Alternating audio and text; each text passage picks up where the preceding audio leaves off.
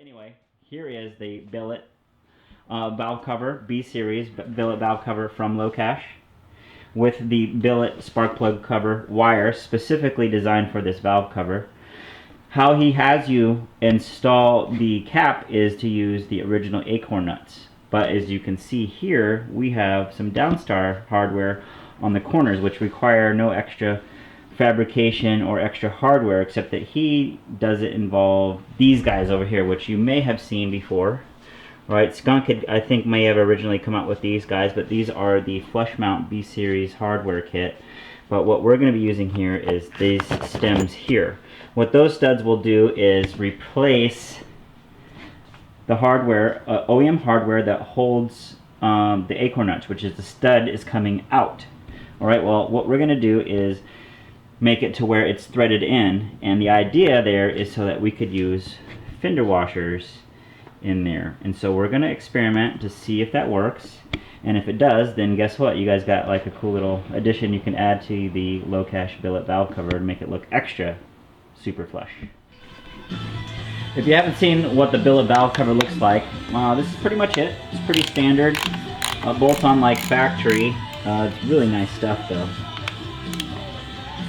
Alright, so to get to these studs here, Art is removing the valve cover completely because these actually replace the bolts that are used to tighten down the cam caps.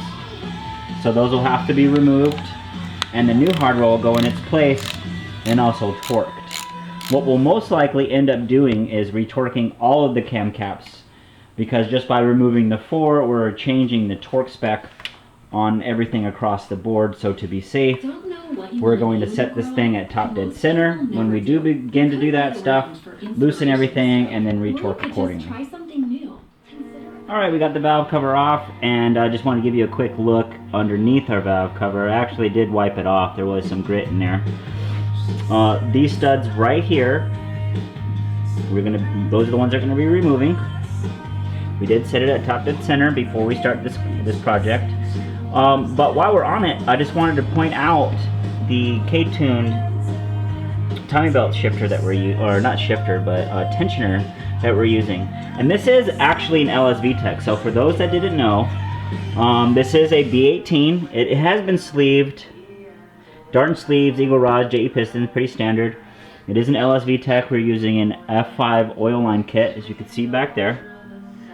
Alright, feeding the head with oil. It is LSV tech, like I explained. With LSV techs, if you didn't know, if the deck height hasn't been worked, the mechanical timing will be off. Well, we use the tensioner here to literally push the timing belt back so we can put it into mechanical timing. And you can see there on the CTR pull that we got there that it's aligned correct with the timing belt cover. So we have proper timing. Even though we do have cam gears, we do have Skunk cams in here, and all that does is help reduce our issues with actual cam degree timing. So we have mechanical timing down, and then so that's just one less variable we have when we go to degree the cams themselves with the cam gears. Alright, so we got the new studs in. As you can see, it's just a direct replacement for the other OEM bolts that were in there. Art's going to finish up torquing it, where these are going to be torqued to 19 foot-pounds. Alright, there's something I want to show you here. And see, and this is like the factory, standard sockets are not long, or actually too long, and the socket's not long enough. So you can see it's like, it doesn't go down all the way. So what Art's doing is using his hand here to make sure that it doesn't skip and spin the nut, or actually round the nut off. So go ahead and torque, and these are 19 foot-pounds. And that's pretty much it. We're ready to install the valve cover. This is underneath the Locash Billet valve cover, as you can see here. Very nice, built very strong. Here is the inlets for the ORB tapped ports on the front side of the valve cover. That is special order. Here the ORB fittings we have is a 12 to -10. We'll be using those with an oil catch can. His valve cover is designed to be used with an OEM style gasket. In this case, we actually are using a Honda gasket, complete with gray sealing material. I love the gray over the orange just because you can't see this color as much as you can the orange, and I just hate the orange. But this isn't Honda Bond. This is just the standard gray stuff that you would get from your auto parts store. But I love it. It works well. All right, he's gonna go ahead and put that back on, and it's just gonna go right over our new studs. As you can see, the valve cover does not have a timing belt cover, so that's extra special with his cover as well. And as you can see, our new studs are sticking out there, and we're going to be sealing those with the OEM style covers, which we'll show you here in a second.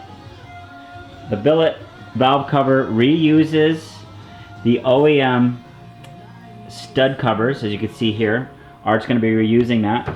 Now, the kit that we got uses some billet washers on their own, but we decided not to use them because we wanted more of an OEM look with it. I suppose, I don't know another way to explain it, why we decided to use these over the others.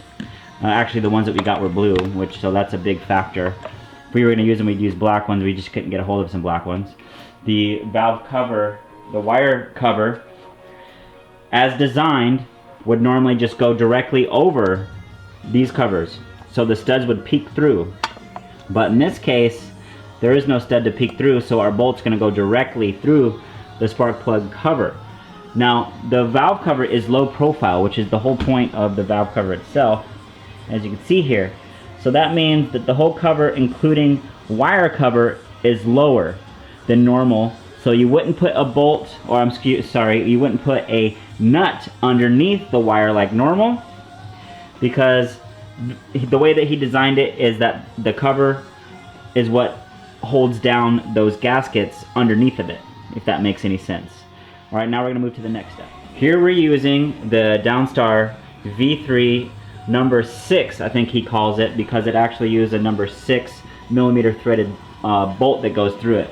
This right here is 30mm in length. This is not a kit that he has. This is something I discovered on my own, and we experimented on this valve cover. So as Art puts it together, we'll show you how it goes through.